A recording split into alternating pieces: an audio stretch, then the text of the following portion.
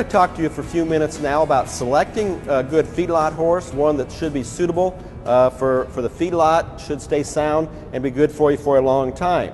There's really 4 considerations that I think are very important when you go to select a feedlot horse. The first, I would say, is the age of the horse. Most good horses are between 3 to 15 years of age, I feel. That is when they're mature physically, they're mature emotionally, and they can handle stress, they can handle new things, and they've usually seen a few things by the time they're 3 or 4 years old. Horses that are younger than that, maybe 2 years of age, and horses older than that, a lot of times a young horse is not really mature physically, they're not mature mentally, and they can't handle some of the things that they may see in a feedlot with feed trucks, noise, graders, things like that.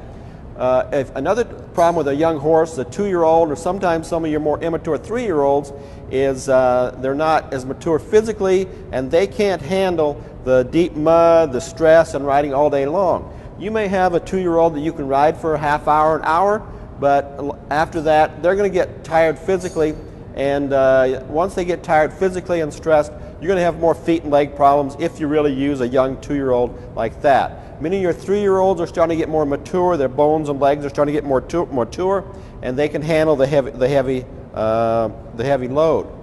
Horses over 15 years of age, many of those are still in good shape, and they can be used. They're mature mentally, but many times you can't use them quite as hard as a younger horse.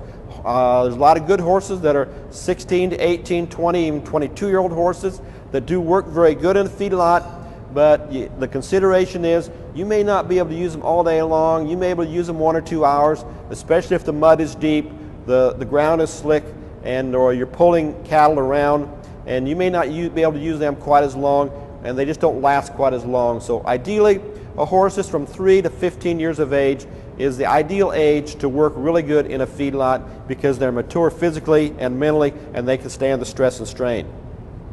The second thing, or maybe the most important thing, is their temperament or their disposition. That is probably the most important characteristic.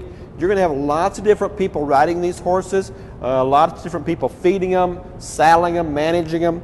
So you want a horse that's calm and quiet and cool disposition, because you're going to have, at most feedlots, you're going to have a variety of riders that are going to be riding these. Some are going to be very good riders, and they may be able to keep a horse calm, or they may be able to handle a horse that's just a little jumpy or a little bit nervous. But a lot of times you'll get a feedlot cowboy or a Penrider that hasn't been around horses a lot, and so you want a horse that's cool and calm and a quiet disposition. It's just safer for your riders. The second reason why you want a horse with a nice, quiet, calm disposition is because it keeps the livestock a lot quieter. If you have a horse go in the pen and he's bouncing and jumping around and rearing and dancing sideways, those cattle are going to get nervous and fidgety, and they're going to have more injuries, and you're going to be running cattle through fences. So the quieter the horse is, the quieter it keeps the cattle. So as far as disposition, you want a quiet, calm, cool horse for 2 reasons. One of them is you're going to have a variety of riders riding them. And the other reason, it's going to keep, if you have a calm, quiet horse, it's going to keep the cattle a lot quieter and safer for them in the lot. The third consideration when selecting a feedlot horse is kind of their background or their experience. You want a horse that's been around a little while, seen a few things, and you don't want one that hasn't seen people before. You probably don't want one that hasn't seen cattle before, because they're going to be tense and nervous if they haven't been around feed trucks and cattle and handling and equipment for cleaning lots, because they're going to be able to see this. So you want a horse that's got nice, quiet disposition, but you want one that's been around and has seen a lot of things there. The important thing is you want a horse that has been on some uneven ground.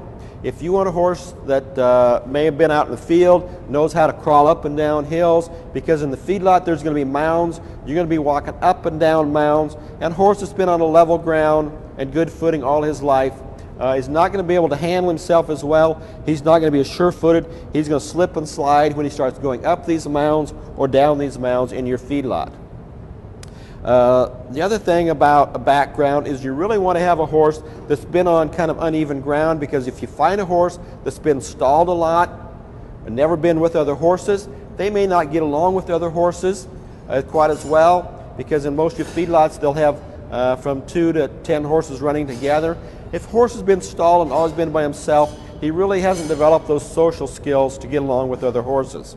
If he's always been on level, smooth ground in a well-manicured pasture or a well-manicured arena, he's also not going to be able to handle the deep ruts and going up and down mounds like a horse that's been used to climbing up and down some hills and being on rough terrain.